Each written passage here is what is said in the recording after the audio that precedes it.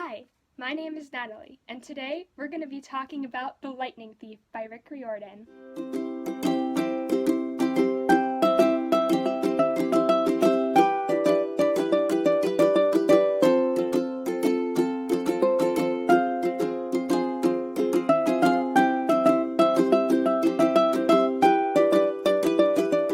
So let me start by giving a little preface about The Lightning Thief.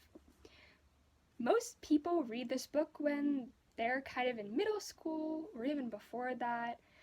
I discovered this book the summer before my freshman year of high school.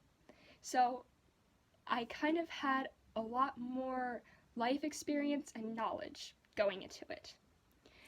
Saying that, I absolutely fell in love with this book from the moment I opened its cover.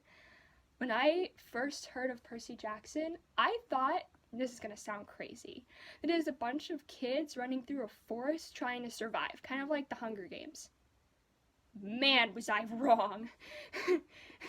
Percy Jackson, that whole series has nothing basically to do with woods and everything to do about mythology. And I fell in love with mythology after reading these books. Now, I had already read about mythology by reading a series about Nicholas Flamel, which I'll probably be doing videos on in the future. But this is where I really, really fell in love with it. Now, let's talk about the plot. Since this is a non-spoiler review, I will not be talking about any of the things that are spoilery, but I'll be giving a brief summary about what the book is about. So what is The Lightning Thief all about? Well, let me tell you. It starts with 12-year-old Percy Jackson, a kid that's sort of out of whack. He calls himself dysfunctional, and he has ADHD and dyslexia. He very much is scatterbrained, doesn't do well in school. He's been kicked out of 6 schools in 6 years, which is very sad and very unfortunate, but the whole story kind of revolves around his unfortunate beginnings and where he finally gets to in the end. My favorite part about this story is the progressiveness of the characters and the beauty in every single one of them. I mean, I fell in love with this series, and at the end, I was, how do you feel when you end a series? Comment about that in the description below, or in the comments below. I'll talk about it in the description. But anyway, this book, starts out kind of sad, talks about everything. I mean, I'll read you the first page. I accidentally vaporized my pre-algebra teacher. Look, I didn't want to be a half-blood. I mean, it goes in here telling you crazy, chapter names, and already starts with, look, I didn't even want this story to occur. But it still does, and it's amazing. I remember when I picked this up, I was in my bed and I was reading, and I was like, what the heck is this? It blew my mind. It was nothing that I ever read before. It was so fun, so strange and beautiful, and I was like, ah! Anyway, I said this was going to be a place for fangirling, so feel free. I'm sure a bunch of you want to fangirl about this book. Anyway, let's get back to what it's actually about. So, we have 12-year-old Percy. Now, what's his whole story? Well, basically, Percy is a half-blood, which means he's half, human, half god. That means that he is what they call a demigod. A demigod has, powers that are of godly ability and is also a human. This means that they are unlike other, human beings and everything like that. And if you have ever read mythology, it's people like, the real life Perseus,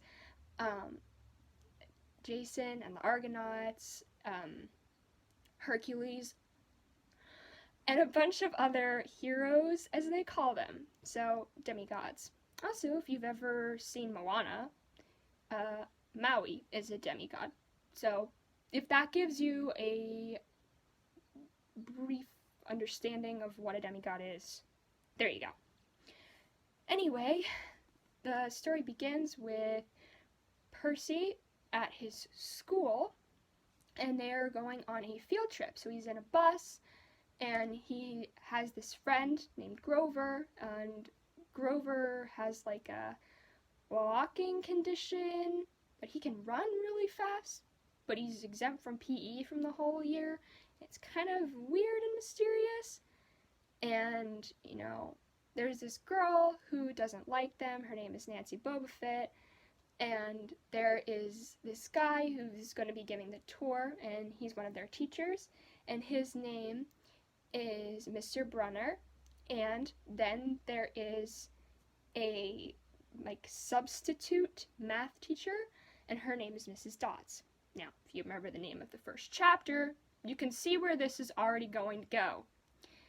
Basically, Percy goes into a museum and he starts learning about mythology and everything like that. Now, if you've ever heard of the Lightning Thief musical, strongly recommend. Don't watch the movies, they suck. Anyway, I would say listen to the first song of that, and it'll give you a pretty good understanding of what happened within the first chapter of this book.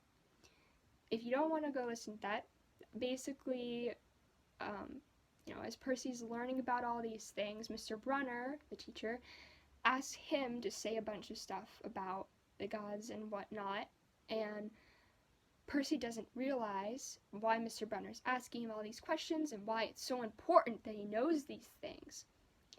And he's kind of, annoyed, trying to figure out why he needs to know, about the gods, about half-bloods, about everything.